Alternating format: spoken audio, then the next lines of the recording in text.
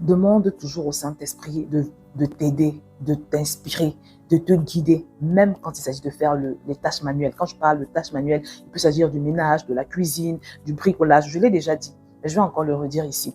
Tu le fais pourquoi? Tu le fais parce que des fois, tu ne sais même pas par quel ordre commencer. Si tu es comme moi et que tu as 10 000 choses à faire, parfois je vais laisser des tâches manuelles s'accumuler et je prends un samedi comme ça pour le faire.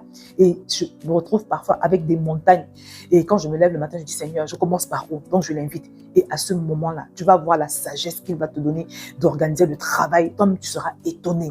Tu vois? Donc ça, c'est la première raison. Il va te donner une sagesse pour savoir comment gérer toute cette montagne de choses à faire. La deuxième chose, c'est la sécurité.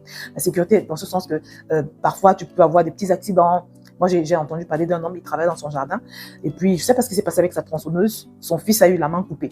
Voilà. L'enfant s'est retrouvé dans le jardin. Le monsieur n'a pas fait attention. Et puis, toi, des fois, tu peux avoir des accidents pendant que tu fais du bricolage, par exemple. Parfois, quand tu fais à manger, tu peux te brûler, tu peux te blesser. Quand tu soumets tes tâches manuelles à la puissance au contrôle du Saint-Esprit, tu invites le Saint-Esprit, tu pries avant, tout se passe très bien.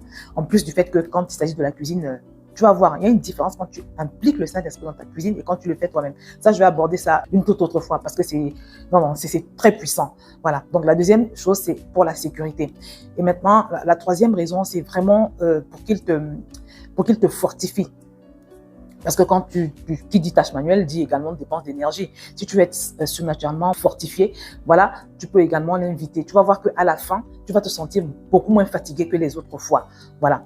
Et en ce qui concerne la sécurité, je me rappelle qu'une fois, je devais nettoyer ma terrasse et j'ai failli faire une chute. On était au début de l'hiver et ce jour-là, il faisait particulièrement froid. Donc, ma terrasse était verglacée en fait. Il y avait du verglas sur ma terrasse et je vous assure que j'ai failli faire une chute. Je pense que si j'étais tombée, je ne sais pas ce qui me serait arrivé. Mais le Seigneur m'a préservé. Donc, des fois, voilà, on peut être épargné des accidents comme ça. Quand tu as recommandé quelque chose au Seigneur, il t'épargne, il est là. Pendant que tu travailles, il est là, il te guide, il te conduit, il te protège. C'est pour ça qu'on lui recommande toutes choses. Et c'est pour ça également que la Bible nous dit, recommande à l'Éternel tes œuvres et tes projets réussiront. Quand on parle de projet, même faire le ménage, par exemple, c'est aussi un projet, tu vois. C'est toujours quand tu fais le ménage, enfin, quand tu projettes de faire le ménage, tu projettes de faire la cuisine, le bricolage, c'est un projet. Donc, tu recommandes ces choses au Seigneur. La Bible te dit que ça va bien se passer, ça va réussir. Donc, voilà pour aujourd'hui ce que je pourrais te conseiller concernant les tâches manuelles. Je vais m'arrêter là. Que le Seigneur te bénisse.